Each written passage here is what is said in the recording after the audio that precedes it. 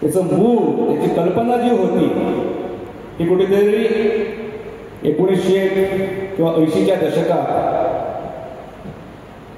महाराष्ट्रातील मोठे साहित्यिक पु ल देशपांडे यांच्यानी वास्को येथील आपले स्वर्गीय परेश जोशी यांच्यासमोर व्यक्त केले आणि त्याच्यानंतर परेश जोशींनी हा विषय जो आहे हे आपल्या भारतातील त्यावेळचे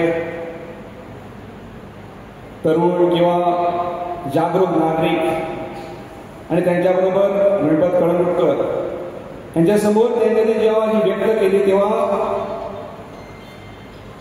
80च्या दशकातली साधारण 10 वर्षे लागली त्याला पूर्ण आचरणात आणायला, कारण ते 1998 साली या खऱ्या अर्थात श्रीधर पार्सेकर संगीत समारोह पार्श्वात घडला गेला आणि गेली 20 वर्षे म्हणजे साधारण 1998 ते 2018 जेव्हा महामारी आली कोविडची त्यापासून ह्या कार्यक्रमाला खिंड पडलेली आहे.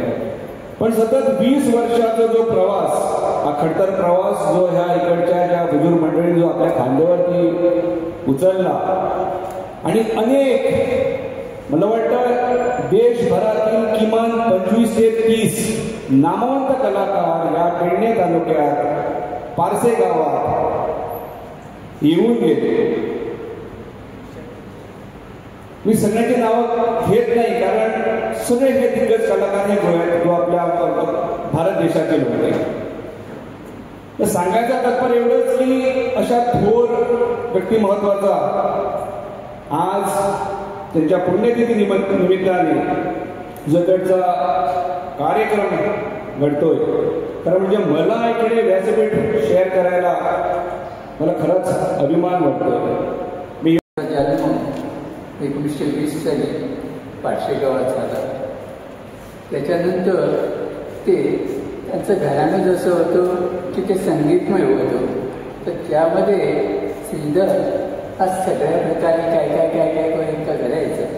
त्यांचे वडील जे होते श्रीधरांचे ते कीर्तनकार होते, तर हे त्यांच्याबरोबर जाऊन त्यांनाही साथ करायचे, हार्मोनियमवर साथ करायचे, असं हे सगळं चाललेलं बघून त्यांचे काका परशुरामबुवा पार्सेकर यांनी श्रीधरांना मुंबईत नेलं आणि तिथं नेऊन त्यांना संगीत शिकण्याची संधी दिली.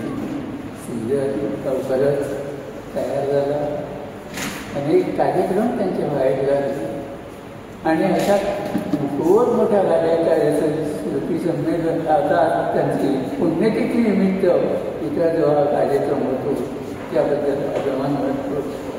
पाचशे गावामध्ये गेली 20 वर्ष आधी 20 वर्ष आम्ही संगीत संमेलन केलं. त्या देशातले जवळजवळ 80पेक्षा अधिक मोठमोठे कलाकार आम्ही गावात आणले आणि त्यांचे कार्यक्रम त्याशिवाय गोव्यातले कार्यक्रम होते आणि त्या सगळ्यात संगीतकार खूप अशी सगळी माणसं होती. परत कार्यक्रम पाचव्याला सुरू व्हावा अशी माझी एक प्रामाणिक इच्छा आहे आणि पारसेगावचे लोक सुरू करतील अशी मी आशा बाळगतो. श्रीधर पारसेकरांची एक उज्ज्वल परंपरा टिकवण्याचं काम पुण्यात घडत आहे. पूर्वी नागपुरात घडत होतं आणि हेच काम गोव्यात घडण्याची खूप आवश्यकता आहे. अतुल कुमार उपाध्याय हे सातत्यानं हे व्हायोलिन जिवंत ठेवण्याचं काम करत आहे. त्यासाठी त्यांना इथल्या टाळ्या द्या, कारण आता आमच्या भाषणानंतर या रंगमंचावर जी 16-17 विद्यार्थी त्यांचे व्हायोलिन वादन करतील. अतिशय अभूतपूर्व असा कार्यक्रम आपल्यासमोर सादर करणार आहोत. भव्यदिव्य संमेलन पुन्हा एकदा बघायला मिळणार याची मला खात्री आहे. नटसम्राट या सिनेमात जो नट आहे गणपतराव बेलवलकर त्यांच्या तोंडी ज्या काही आहेत आणि पार्सेकर इतका अवलिया कलाकार होते. आणि आमचं वाहिनीचं दुर्दैव असं मी नेहमी म्हणतो की पार्सेकर अवघ्या 44 वर्षी एवढं मोठं काम करून प्रवृत्ती गेले, पुढच्या प्रवासाने गेले. ही 44 वय हे काही वय असू शकते का? म्हणजे ते गडबडीचं काम करत. जर का आज पार्सेकर असते तर तुम्हाला सांगतो वाहिनी हे आता म्हणजे फार पराकोटीला असं ते हायस्ट पीकला, जसे रविशंकरांनी सितारला नेलेलं आहे किंवा बिस्मिल्ला खान साहेबांनी तुमच्या सनईला नेलं आहे, तसं वाहिनी हे पार्सेकरांनी त्या लेवलला नेऊन ठेवलं असतं. असे अतिशय त्याचं वादन जेव्हा आम्ही ऐकतो अजूनही आठवण शाळा येतं. माझं वायदन ऐकून जर कोणी मला पार्सेकरांची आठवण झाली तर मला सगळ्यात आनंद तो होतो, कारण सगळ्यात माझा एक मोठा सन्मान असं मला वाटतं. त्यावेळेला वाटलं आता आज मी त्यांचं घर पाहायला म्हणून गेलो तर आता तसं काही राहिलेलं नाही. त्यांचं घर वगैरे असं म्हणायसारखी अशी जागा की ते राहत होते अशी वस्तू नाही. पण मला असं वाटतं त्यांचं एखादं स्मारक एखादं छोटंसं आपण जर का उभं केलं तर इथे येणाऱ्या आणि जाणाऱ्या सगळ्यांना माहिती होईल की एवढा मोठा कलाकार जागतिक केलेला. म्हणजे त्यांच्याबरोबर ते सगळे भारतरत्न झाले. बिस्मिल्ला खान साहेब भारतरत्न झाले, तुमचे रविशंकरजी भारतरत्न झाले, तसे आमचे श्रीधर पार्सेकरही भारतरत्न झाले. त्यांना काळाने लवकर नेलं.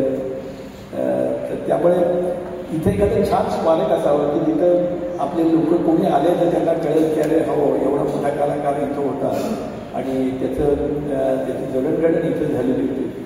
तर त्याच्याकरता माझ्याकडनं जे काही सहकार्य आहे ते आम्ही आमच्या पुण्याकडनं आमच्या वायलिन अकॅडमीकडनं निश्चितच करू.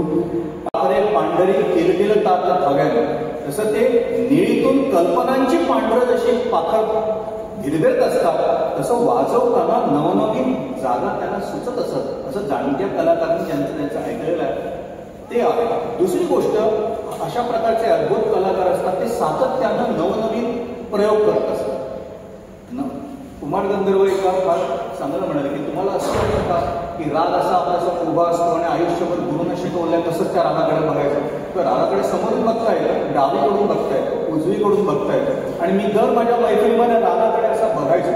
मला असं वाटतं की पंडित श्रीधर पार्सेकर यांचं जे व्हायलिन वादन होतं ते रागाकडे अशा वेगवेगळ्या एंगल्समधून बघणं आणि ते वाजवणं किती प्रयोग त्यांनी केले. चांगल्या कलाकाराचं महत्त्वाचं हे मी अशासाठी म्हणतोय की इथं अनेक तरुण कलाकार जर बसलेले असतील तर नुसता पुण्यतिथी दिन आणि स्मृती दिन न होता त्या स्मृतीला या व्यक्तिमत्वाचं चरित्र अभ्यासताना चारित्र्य आणि गुण कुठले अभ्यासणार आहे तर